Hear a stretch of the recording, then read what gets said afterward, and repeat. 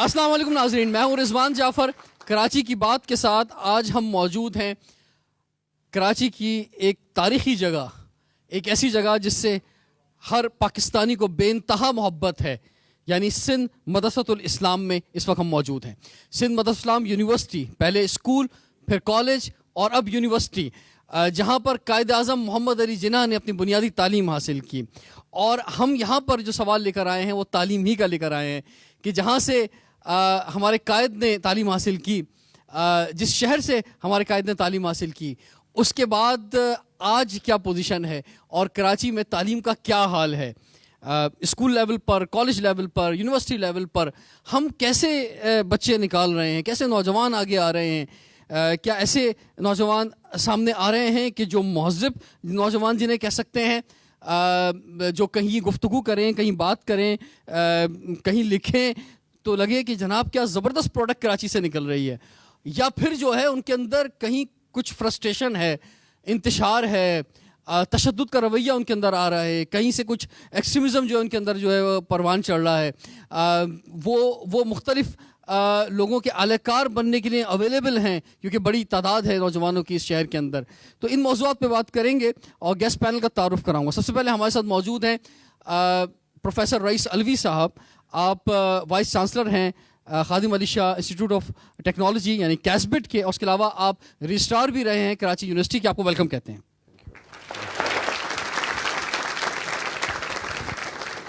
سندھ مدرسۃ الاسلام یونیورسٹی کے vice chancellor اور یہاں جو بچے موجود ہیں ان سے بے انتہا محبت کرتے ہیں، ڈاکٹر محمد علی شیخ صاحب ہمارے ساتھ موجود ہیں.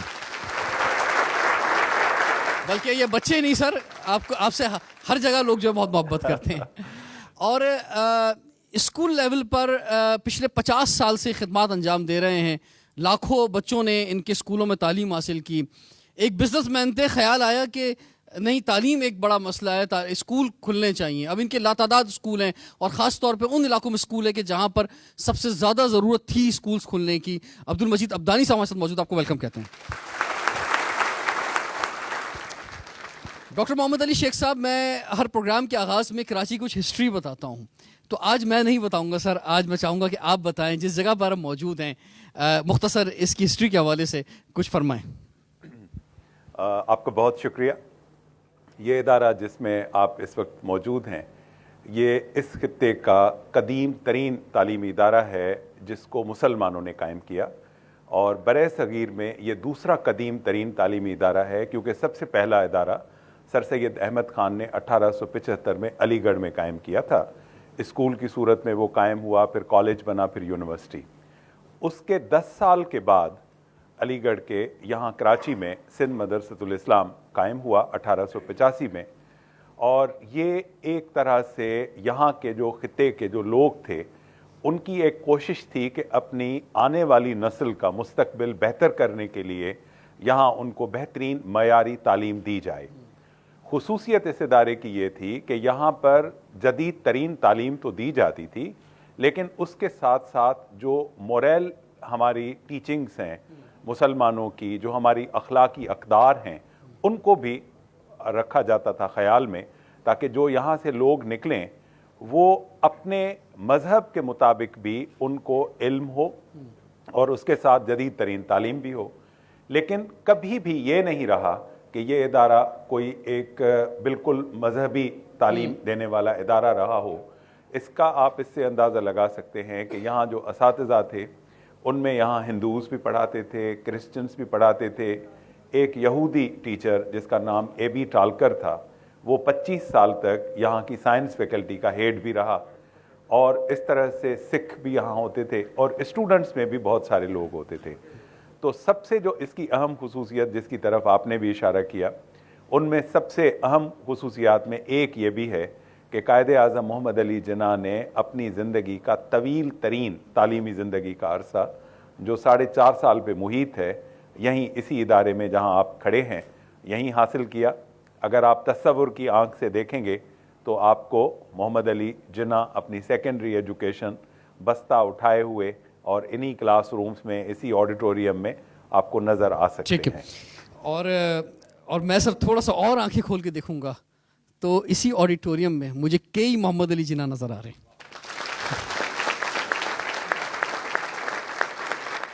میں یہاں پروگرام کرتے ہوئے یہاں کھڑے ہو کے بہت فخر محسوس کر رہا ہوں.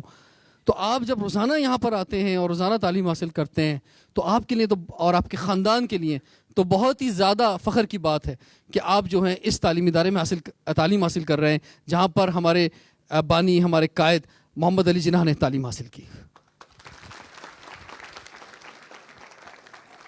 تو تعلیم ہی کی بات ہو رہی ہے اور ہم نے کراچی کی تعلیم ہی کی بات کرنی ہے آج.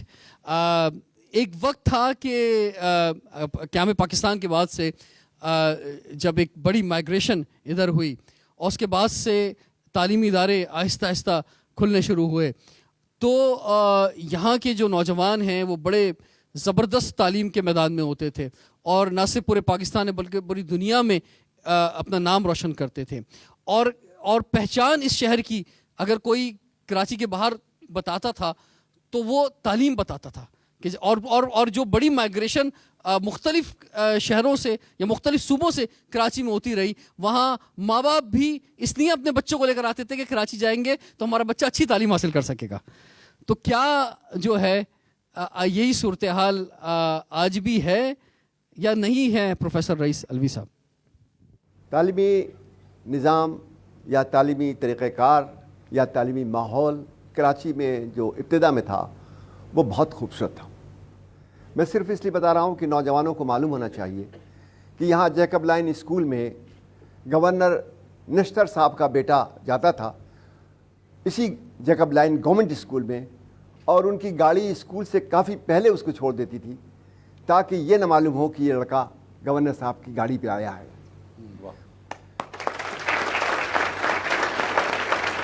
اور وہ عام طالب علموں کی طرح ہوتا تھا. اور اسی جیکب لائن اسکول اور اسی کوتوال بلڈنگ اسکول اور یہی سرکاری اسکولوں میں پڑھے ہوئے طلبہ جو تھے وہ CSS میں ٹاپ کیا کرتے تھے. اور جب وہ جہاں بھی جس شہر میں جاتے تھے ڈیبیٹ بولنے کے لیے تو اس شہر کے لڑکے نوجوان جو تھے وہ خاموش ہو جاتے تھے کہ اب مسئلہ مشکل ہو گیا ہے, اب ٹرافی تو کراچی کو جانی ہے کیونکہ کراچی کے طالب علم آ گئے, ڈیبیٹرز آ گئے.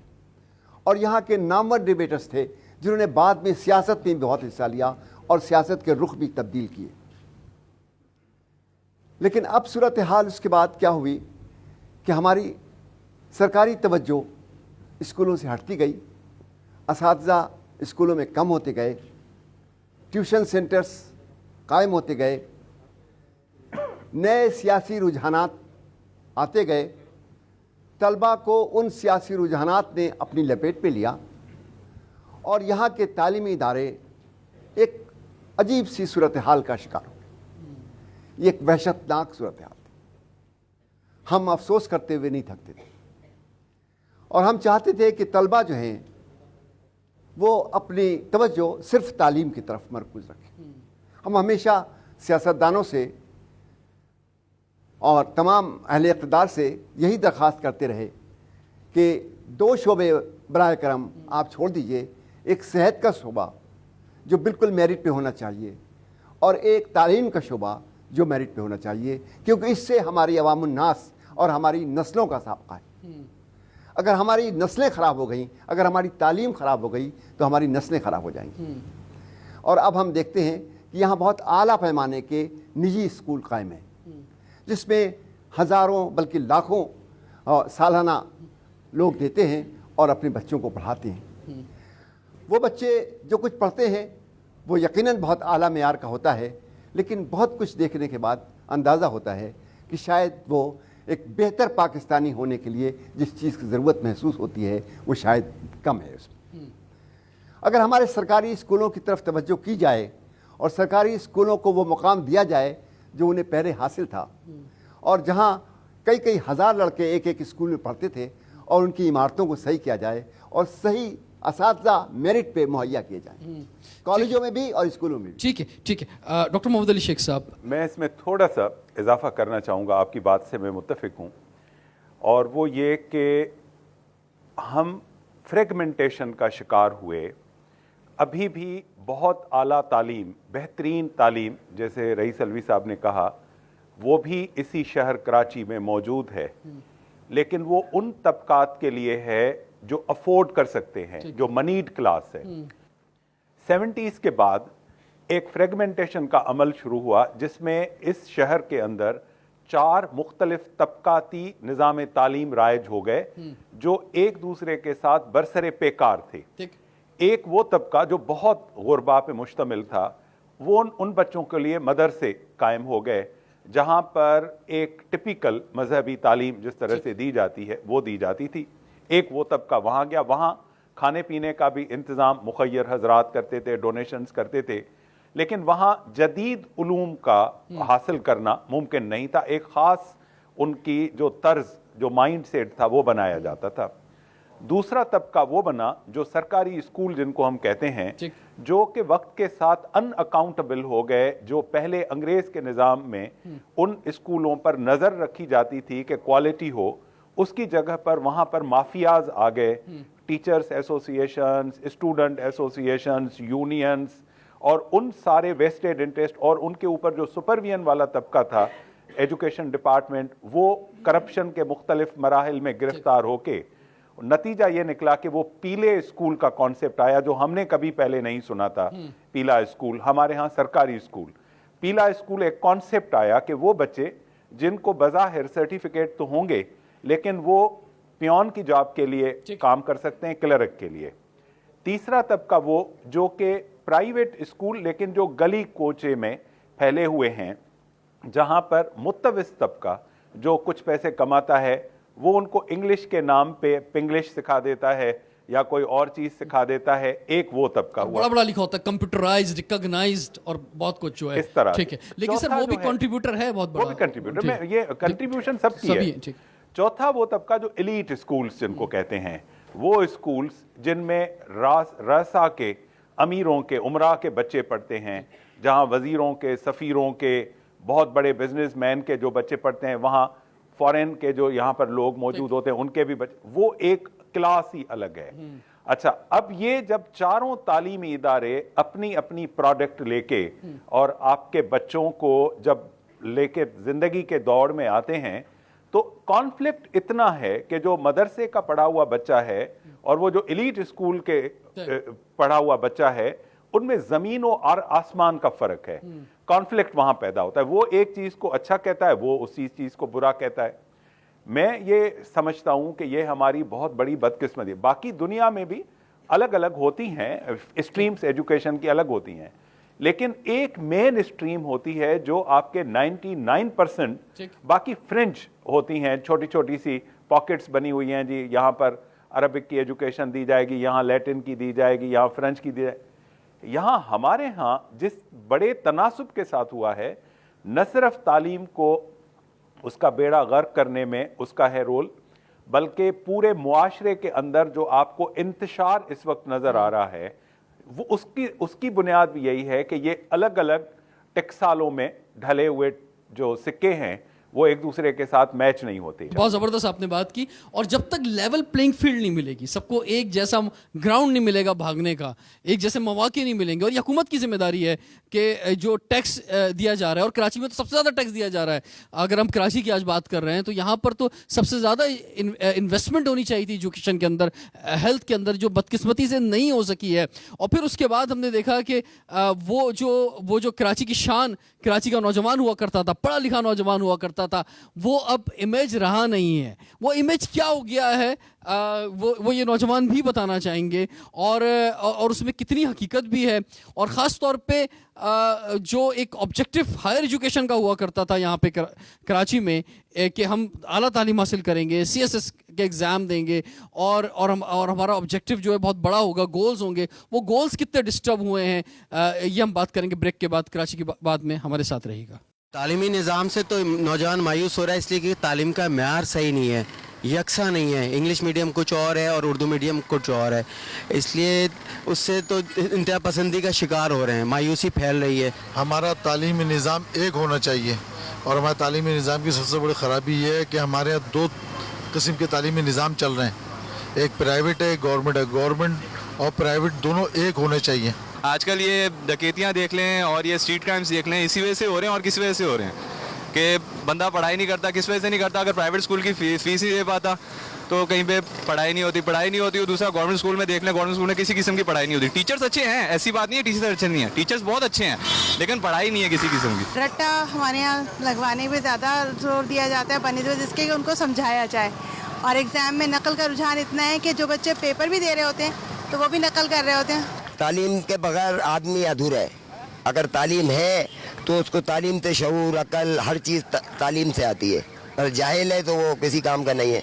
9, 10 फर्स्ट स्टैंडर्ड के अंदर बच्चों का कॉन्सेप्ट हो जाता है कि हमें चीटिंग करनी है, मगर अब उनको ये नहीं पता होता कि आगे यूनिवर्सिटी है जहाँ पे कोई चीटिंग नहीं है, कुछ नहीं है। मैं खुद यूनिवर्सिटी का स्टूडेंट हूँ, एंड अभी मैंने एंट्री टेस्ट का क्लियर करके उसके बाद अभी मुझे पता चला कि यहाँ पर गए यूनिवर्सिटी के अंदर आए दिन असाइनमेंट्स, आए दिन लेक्चर्स, इतना सारा पढ़ना बढ़ाना, तो जिन्होंने 9, 10 फर्स्ट स्टैंडर्ड नहीं पढ़ी होती उनके लिए बहुत मुश्किलात पेश आती है। जितना ज़्यादा बढ़ रहा है इतना ही ख़राब भी हो रहा है। इतने कम उम्र के बच्चे मैंने खुद ने देखे होटलों पर सिगरेट पी रहे होते हैं, और उनको समझाने वाला कोई नहीं है। तो यार वो उनके वो टीचर हैं, उनके वालिदैन हैं, असातिज़ा हैं, और उनके वालिदैन हैं, वो उनकी निगरानी, उनको देखें तो सही कि बच्चे कर क्या रहे। हमारा तालीमी निज़ाम यकसा होना चाहिए हर किसी के लिए। सिर्फ एक अमीर इंसान के लिए यूनिवर्सिटी नहीं होनी चाहिए, एक गरीब से लेके अमीर तक के लिए एक ही यूनिवर्सिटी होनी चाहिए, एक ही तरीके का तालीमी निज़ाम होना चाहिए। अभी कुछ दिनों पहले जो बेचारे फ़कीर हैं काम करने वाले हैं, उनमें से 14 साल की कम उम्र बच्चों के ऊपर उन्होंने काम करने में पाबंदी लगा दी। बहुत अच्छी बात है, लेकिन क्या उनको पढ़ाया जाएगा? उनको पढ़ाई के लिए उकसाया जाएगा? उनको पढ़ाई के लिए स्कूल बनाए जाएंगे? तो हमारा तालीमी निज़ाम एक होना चाहिए, इसमें किसी भी डिफ्रेंशिएशन नहीं होनी चाहिए। Welcome back. कराची की बात के साथ इस वक्त मौजूद हैं सिंध मदरसतुल इस्लाम यूनिवर्सिटी में, और हमें इस सेशन में अब ज्वाइन किया है एक मारूफ एजुकेशनिस्ट, रिसर्चर, उसके साथ साथ मीडिया कंसल्टेंट, एक टीचर, प्रोफेसर सलीम मुगल साहब ने। आपको वेलकम कहते हैं। अब्दुल मजीद अब्दानी साहब, आपकी तरफ हम बढ़ते हैं, और लास्ट सेशन में जैसे कि फरमा रहे थे डॉक्टर मोहम्मद अली शेख साहब, 4 तालीमी निज़ाम मौजूद हैं, और उसमें जब सरकारी स्कूल जो हैं उन्होंने वो अपना रोल जो अदा करना चाहिए था, या जितनी तादाद होनी चाहिए थी आबादी के लिहाज से नहीं थे, तो उसमें आपने एक बड़ी तादाद में प्राइवेट स्कूल्स खोले। 50 साल से अब्दुल मजीद अब्दानी साहब के जो हैं बहुत सारे प्राइवेट स्कूल हैं, और ऐसे इलाके में कि जहाँ सबसे ज़्यादा ज़रूरत है। तो क्या सोचती, क्या वजह थी सर ये आपने तालीमी इदारे बनाए? बिस्मिल्लाहिर्रहमानिर्रहीम। रिजवान भाई माशाल्लाह, मैं आपको मुबारकबाद दूंगा। ये कराची की बात आप नहीं कर रहे हैं, आप पूरे पाकिस्तान की बात कर रहे हैं, और इन नौजवानों को जो आपने अपने साथ मिलाया हुआ है, अब उम्मीद की किरण मुझे नज़र आ रही है कि इंशाल्लाह ये पाकिस्तान बदलेगा। मैं तालीम के साथ साथ कुछ आपके सवाल का जवाब बाद में देता हूँ। मैं आपको मुबारकबाद देता हूँ, और इसी हॉल में बैठे हुए जितने लोग हैं, बेटा एक चीज़ उम्मीद की किरण मेरे को नज़र आ रही है, जो मैं 15 साल से बात कर रहा हूँ, कि इस मुल्क के अंदर हमारे यहाँ अब तक ही हमारे लड़के जो थे वो माशाल्लाह बहुत ज़्यादा तालीम ले रहे थे, लड़कियां थोड़ी पीछे थी। अब नेपोलियन से पूछा गया, कहा गया कि हमको मुझे अच्छा मुल्क दो, उसने कहा मुझे अच्छी माएँ दो। माएँ कहाँ से आएंगी? जब ये बच्चियाँ पढ़ी लिखी होंगी, जब माएँ बनेगी, नई नस्ल आएगी, तो इंशाल्लाह पाकिस्तान बहुत आगे जाएगा। और आपकी उम्मीद की किरण। और इस वक्त जो बच्चियाँ मैट्रिक का रिज़ल्ट आता है, सर मैट्रिक का रिज़ल्ट आ रहा है, वहाँ पर पहली से लेकर 10वीं तक तमाम के तमाम रैंक बच्चा ले रही हैं। बच्चे नहीं हैं वहाँ, बहुत कम है। अब हमको ये क्या करना पड़ेगा कि लड़कियों के साथ साथ लड़कों को भी इस मैदान में आकर लड़कियों को कम्पीट करना पड़ेगा। पहले लड़के जो थे, लड़कियाँ कम्पीट करती थी, अब लड़कियाँ बहुत आगे बढ़ गई हैं, और इंशाल्लाह पाकिस्तान का मुस्तकबिल रोशन है। बेटा आप लोग ब्यूटी पार्लर को छोड़ दें, आप लोग बेटा ये बनना सवरना छोड़ दें, जेवर के लालच छोड़ दें, खुदा की कसम तालीम के पीछे लग जाओ तालीम के पीछे। चेहरा आपका 2 मिनट के लिए कशिश करेगा। चेहरा आपका जब कोई शख्सियत आएगी ना, तो चेहरा आपका 2 मिनट के लिए, लेकिन जब आप बोलोगे तो बोलेगा यार तो ऐसा ही है। और एक अगर चेहरा अच्छा नहीं भी हुआ और आप में एक सलाहियत हुई, जब आप आके बोलोगे, आपकी आवाज़ सुनकर चेहरे पे नहीं, आपके लोगों का, आपके किरदार पर, आपके काबिलियत पर आपको सलाम था। थोड़ा सा सर कराची में सर बच्चियों को पता है सब कुछ सर, आप सही है, बड़ी माशाल्लाह बड़ी अवेयरनेस है इनको। आप ये फरमाए ना, आपको सर हमने यहाँ बुलाया है क्योंकि आप 50 साल से एक बहुत बड़ी कंट्रीब्यूशन दे रहे हैं, आप एक बुजुर्ग शख्सियत हैं, तालीम से मोहब्बत करते हैं, क्या वजह क्या? हमारे मुल्क का तालीमी निज़ाम बर्बाद हुआ, बेटा सुने गौर से, उस वक्त से हमारा मुल्क का तालीमी निज़ाम बर्बाद हुआ जब हुकूमत अपने इदारे नहीं चला सकती थी, उन्होंने नेशनलाइज कर लिया। नेशनलाइज करने के बाद जो अच्छे अच्छे तालीमी इदारे थे तमाम के तमाम गवर्नमेंट के इदारे हो गए। तालीम का हमारा निज़ाम जो था वो 70 की दहाई के बाद ख़राब हुआ। इसके पहले देखें जब हमारे मुल्क में एक सिस्टम था, मैट्रिक सिस्टम था, 70 से पहले जिन जिन लोगों ने तालीम हासिल की, इस वक्त कराची के की पोस्ट के ऊपर वही लोग, हमारी उम्र के लोग इस वक्त जिन्होंने मैट्रिक निज़ाम में तालीम हासिल की है वो बुलंद मकाम पर हैं। इस वक्त तालीम का 2 निज़ाम है। बदनसीबी है हमारे मुल्क की कि 70 साल में हमने अपना कोर्स जो है वो मुरतब नहीं किया। हम अमेरिका से और यूके से भीख मांगते हैं कि हमको सिलेबस लाओ, हमको कोर्स दो, हम आपको मुबादला देंगे। क्या हमारे में ये अहलियत नहीं है? इंडिया में कैमरी सिस्टम नहीं है। इनका ग्राफ देखें आप, श्रीलंका में कैमरी सिस्टम नहीं है, 100% एजुकेशन है, 100%। इसलिए उन्होंने अपना सिलेबस बनाया, अपना तालीमी निज़ाम बनाया और अपनी तालीमी निज़ाम के तहत जब तक हम अपने मुल्क का तालीमी निज़ाम खुद नहीं बनाते, रिजवान साहब आप जो बेसिक एजुकेशन दे रहे हैं जो बच्चों को, ख़ास तौर पे आपने एक ऐसे एरिया में कि जहाँ पे आज भी तालीम की यानी ज़्यादा फीस बच्चे नहीं दे सकते, सरकारी स्कूल में उन्हें तालीम नहीं मिल रही, तो आपका क्या ऑब्जेक्टिव है प्राइवेट स्कूल्स एक बड़ी तादाद में बनाने का? सर प्राइवेट स्कूल इसलिए कि यहाँ पर सिर्फ आप क्लिफ्टन के ब्रिज को क्रॉस करें 30,000, 35,000, 40,000। इसके बाद मैंने देखा कि ओल्ड सिटी के अंदर हर एक को तालीम का हक है, हासिल करने का हक है। मैंने ओल्ड सिटीज़ के अंदर अच्छी एजुकेशन के लिए मैंने अपने दोस्तों को मिलाया, लोगों को मिलाया और तकरीबन 7 इदारे मैंने ऐसे कायम किए जो 700, 800, 900, 1000 रुपये में तालीम देते हैं और वही तालीम देते हैं जो अच्छी स्कूल वाले देते हैं। ठीक है, और ठीक है, ये बहुत बड़ा कंट्रीब्यूशन है। प्रोफेसर सलीम मुगल साहब आपकी तरफ हम आते हैं।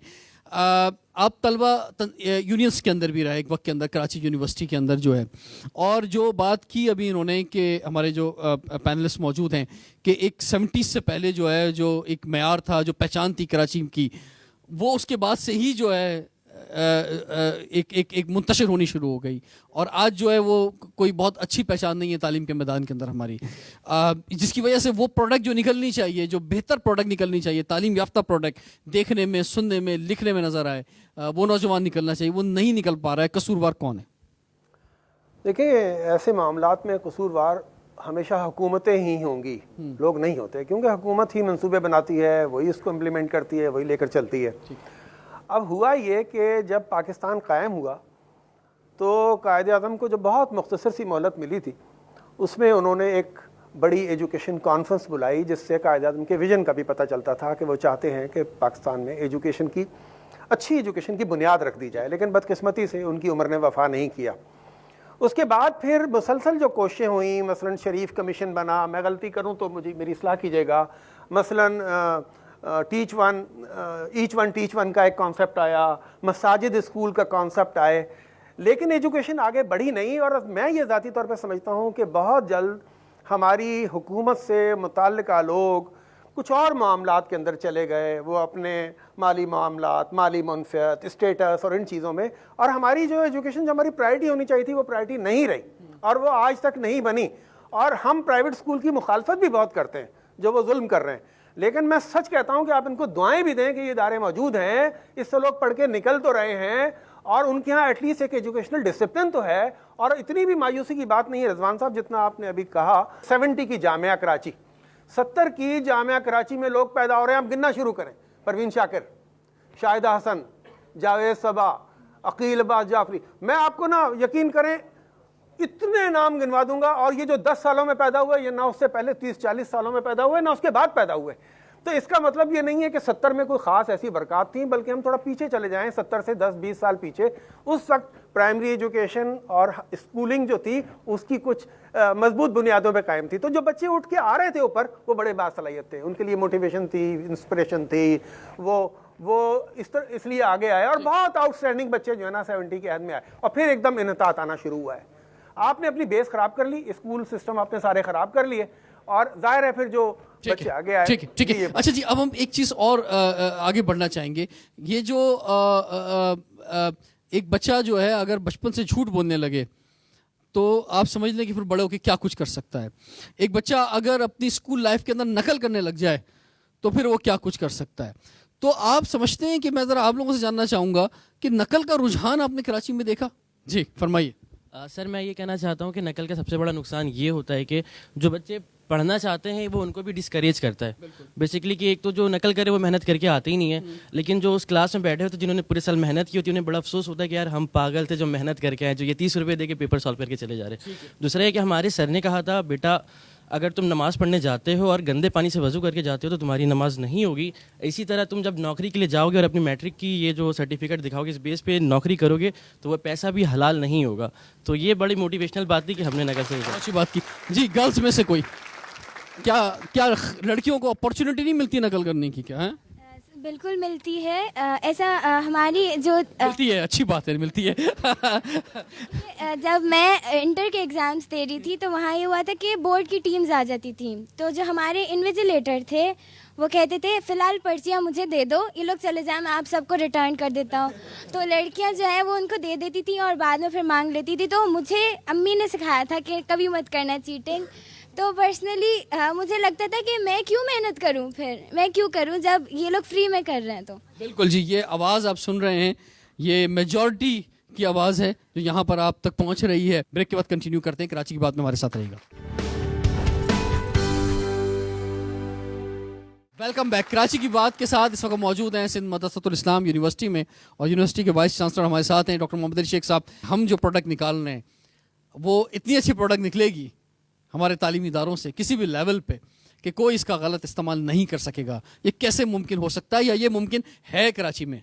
ایک زمانہ تھا کہ جب بچہ پیدا ہوتا تھا ایک تہذیب کا عمل شروع ہوتا تھا اس خاندان میں, جس میں بات کرنے کا سلیقہ سکھایا جاتا تھا, خواتین کے ساتھ عزت سے بات کرنے کا. بات کی نا کہ پیرنٹس خود بول رہے ہیں بھائی پریشر دے رہے ہیں کہ ٹھیک ہے نقل کر لو, پرنسپل بھی کہہ رہے ہیں اپنا, جب نقل کے لیے الاؤ کر رہا ہے استاد خود, پیرنٹس خود, تو پھر کیا تربیت کیا بچی پھر سر؟ تو اس میں یہی میں کہہ رہا ہوں کہ وہ جو تربیت کا فقدان ہے, ابھی ہم یونیورسٹی میں اسٹوڈنٹس کو دیکھتے ہیں, جب اسٹوڈنٹس کے ساتھ ہماری بات ہوتی ہے فوری طور پر ہمارے سامنے پکچر آ جاتی ہے کہ اس بچے کی پرورش کس ماحول میں پیدا ہوئی ہے.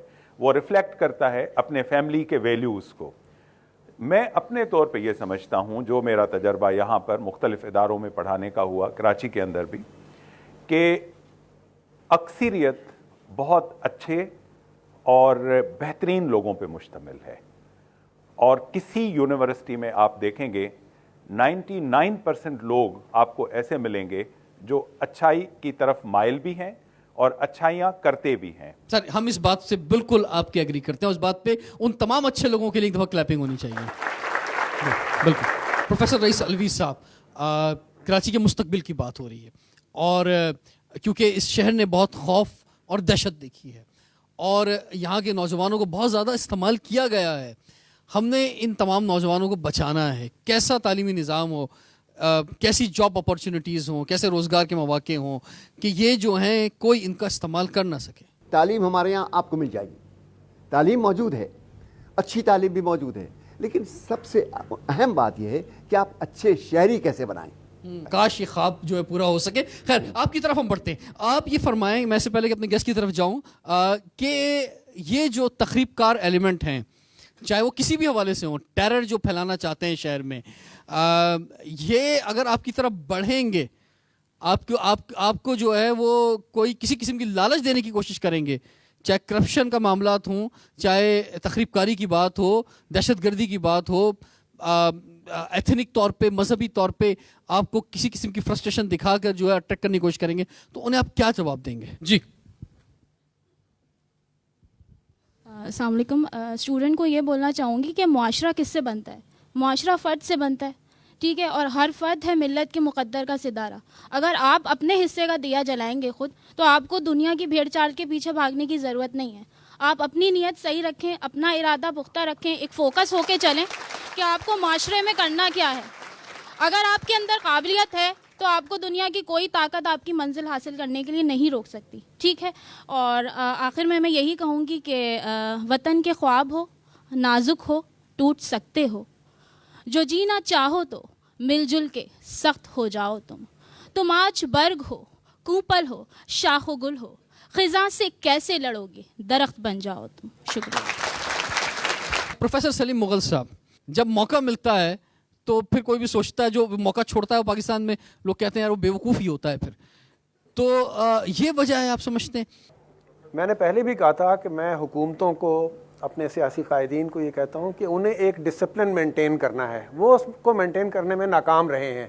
اگر وہ ڈسپلن مینٹین ہو جائے تو یہ ریس ختم ہو جائے گی, چیزیں خود بخود ایک آرگنائز سسٹم کے اندر آ جائیں گی.